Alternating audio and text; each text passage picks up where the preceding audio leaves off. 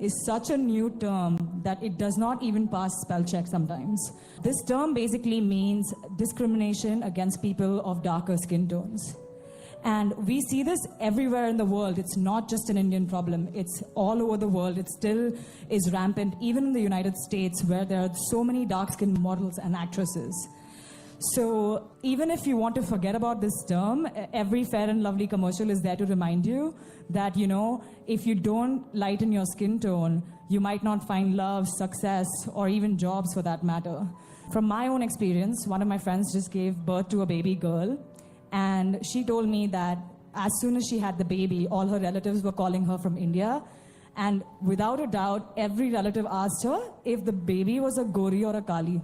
And that to me was so tragic because it brought up my past trauma of living in India and growing up here in Bombay. And every single day being ridiculed about my skin color.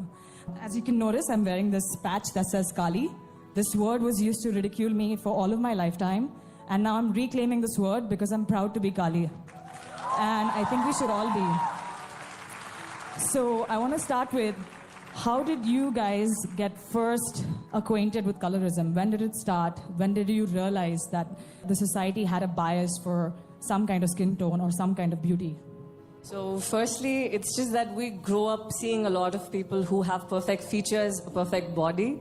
So I always thought, on screen, we see them and then we feel that, oh, they're perfect. Excuse me, on screen you meet perfect features and perfect creatures? Exactly. That is what we believe, because she looks that beautiful, she looks that fair, she's got perfect features. We consider them to be actors and actresses. So that's how I was. I grew up seeing Trisha and Simran and all of them.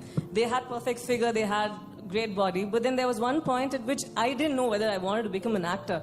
I always had this insecurity when I was in Georgia doing medicine. So I was with these Georgians, people who were very fair, and then they didn't have pimples, but I had all of this.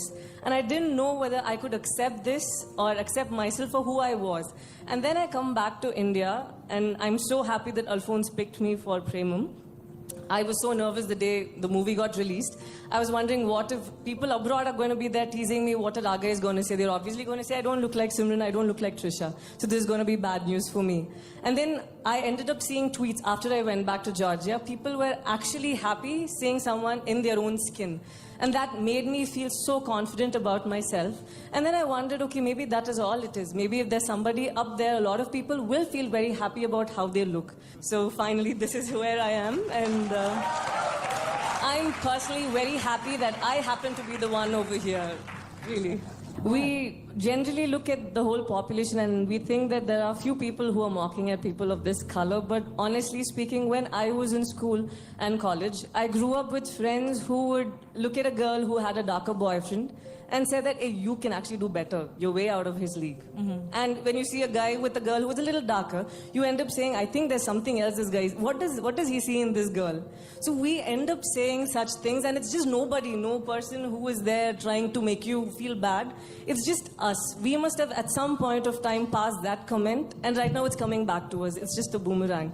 So when we start putting out positive views about how we feel about others instead of pointing, and another thing is social media.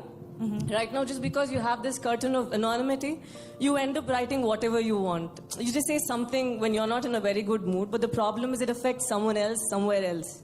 So you have that power to actually create a change. Come on, I just told you that I felt insecure. I didn't see any of you. But come on, few of you from here would have said something sweet about me, right? When the film released. So I believed that and I took it, and that's how I felt good. So I think it's just about, it's nobody else. It's not like the world is trying to bring you down. You were there, and it can even be us. We were there at a very naive period, at a very bad period where we said some wrong things, but it's time we change. We know that it is possible for us to sin, but then it's important for us to consider or respect others' feelings and accept them for who they are. Just look at their character and just fall in love. That is all.